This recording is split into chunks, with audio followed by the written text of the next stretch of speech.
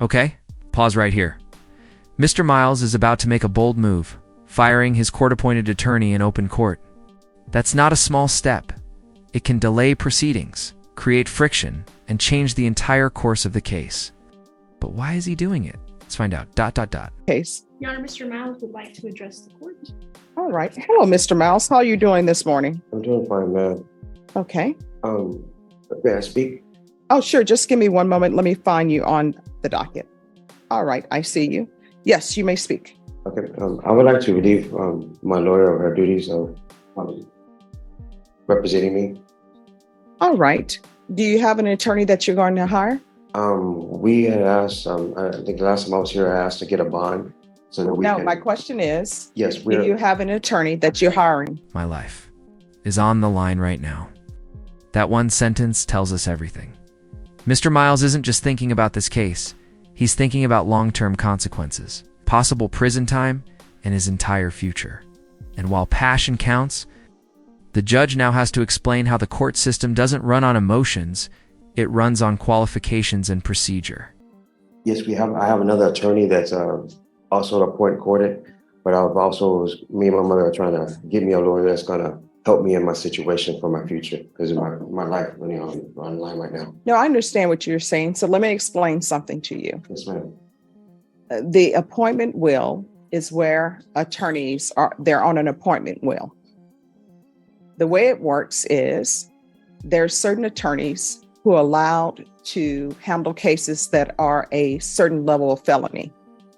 And that means that they have to have had so many trials and other things in order to be at that level. Yes, ma'am. If they are not deemed to be qualified for a specific level, then they are not allowed to be at that level. Yes, ma'am. So for this attorney to have been appointed to represent you, I can tell you she is qualified according to the will to be at that level of felony, which according to this, it's a 3rd degree. Here comes the legal breakdown. The judge is walking Mr. Miles and us through how plea deals work. You don't just demand better offers, you negotiate. The defense proposes. The prosecution responds. If no one agrees, it's jury trial time. Question for you all watching. If you were facing a felony, would you roll the dice with a jury or try to cut a deal? Let us know below. Now, I've been a defense attorney. I've been a prosecutor. As a defense attorney, let me tell you what my experience with some of my clients were. The state makes an offer. The client either wants their case dismissed or they ask me, why hasn't my case been dismissed yet? And I would tell them, the state makes their offer. You can either accept it or reject it. Or you can say, I'm rejecting it, but attorney, let the state know I'm willing to accept A, B, or C. And then your attorney can tell you, I don't think the state will accept that because they've already told me they're not going to accept that. But your attorney has a duty to go to the state and say, my client is willing to accept A, B, or C. Now, the prosecutor may say, that's ridiculous, or an offer may be given to you and you may say, that's ridiculous. Although I don't allow that in my court. I want everyone to be kind to each other so people will nicely say, no, I will not give your client that. Or the client will say, no, I'm not accepting that. In this court, no one forces anyone to accept an agreement. You can accept it or not accept it. If you choose not to accept it, then you'll have a jury trial. That's it. Your attorney cannot make the state. Now, this is critical courtroom context. The judge isn't just explaining why trials were delayed. She's setting expectations. This isn't a slow court anymore. Weekly trials, no room for stalling. It's a subtle but firm warning. Get ready or get left behind.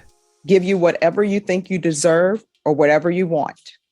All your attorney can do is tell the state, this is what we're willing to accept. The end. Now, if you want another attorney, then you will have to hire an attorney. Once you hire that attorney, then this case will have its jury trial date because your plea deadline date was on June 15th. and I extended your plea deadline date for today. So today is your plea deadline date. You can either accept the state's offer or not. It's completely up to you. If you choose not to accept their offer, then we will set this for a jury trial. And there are many cases that are set for jury trial. So wherever you fall, we will go to the jury trial. And what I can tell you is attorneys will tell you in this court, we move quickly on the jury trials because I don't want anyone waiting in jail for their jury trial. We did have a backlog. We had a backlog because I wasn't the first judge in this court. We also had a backlog because there was COVID and there were no jury trials. So now in this court, we're usually in trial every week. I can only do one trial a week, although one time we did do 2 in 1 week. But there are so many moving parts. One, I only have one jury room. So that's the reason why I can only do one jury trial a week. We're currently in a jury trial. So what I can tell you is your trial is not going to go today because we're currently in a jury trial. Do you understand? Yes, ma'am. All right. So you can accept the state's offer or not. That is completely up to you. You can issue them what's known as a counter offer, which means you're rejecting their offer, but saying this is what I can accept. And once you issue them a counter offer, they can either accept it or reject it, or they can say, we will reject this offer, but we will offer this. So that is how it works. But if you want another attorney, then you will have to retain an attorney. Do you understand? Yes, ma'am. All right. Your Honor, I apologize. May I address the court? Sure. Mr. Miles has been very pleasant, very respectful. I've had communications with him and his mother. This case is old. And I do feel, and I think he would agree with me, that while our communications are pleasant, we have reached an impasse. Oof, that's cold, ... but accurate. If a defendant refuses to talk to their lawyer, the court keeps moving. That attorney has to go into trial essentially blind. Think about it. How can someone defend you if you won't help them understand your side? This is why communication with your defense counsel isn't optional, it's vital. I don't think that. Oh, well, when you reach an impasse, that means you go to jury trial. That's it? No, and I understand. And whatever the court I will follow the court. I just want to let the court know I do think it would be difficult for Mr. Mao to assist me with his defense due to our impasse in reference. Oh, well, he's going to talk to you or not. If he chooses not to talk to you, then you go to trial with a client who refuses to talk to you. And just like that, the moment is over. Mr. Miles will get a chance to speak with his attorney finally and maybe move this case forward. But what happens next? A new attorney? A plea deal? Full-blown trial? Drop your predictions in the comments because if this courtroom has taught us anything, it's that. Every decision counts. That's the way it works. Yes, sir. Just wanted to address the court. No, I appreciate that. So, Mr. Miles, if you refuse to talk to your attorney, then your attorney will go to jury trial without having spoken to you. Okay, so I don't have an option of hiring my own attorney? Oh, yes, you can hire your own attorney. I'm going to give you a jury trial date, but what I'm telling you is if you do not hire an attorney, this is going to be your attorney at trial. If you do not speak to this attorney is going to trial not having spoken to you.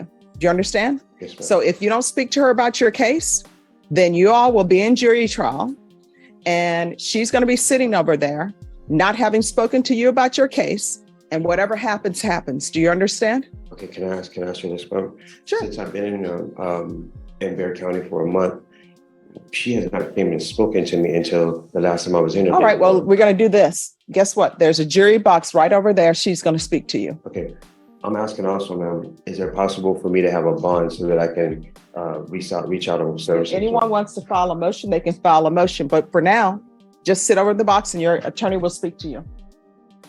Okay. Your Honor, and just for the record, I did file a motion to set bond on June 9th. It's pending. I just wanted the court to know. All right, just have the clerks pull it. All right, and if we could have everyone go in the back, we have a verdict.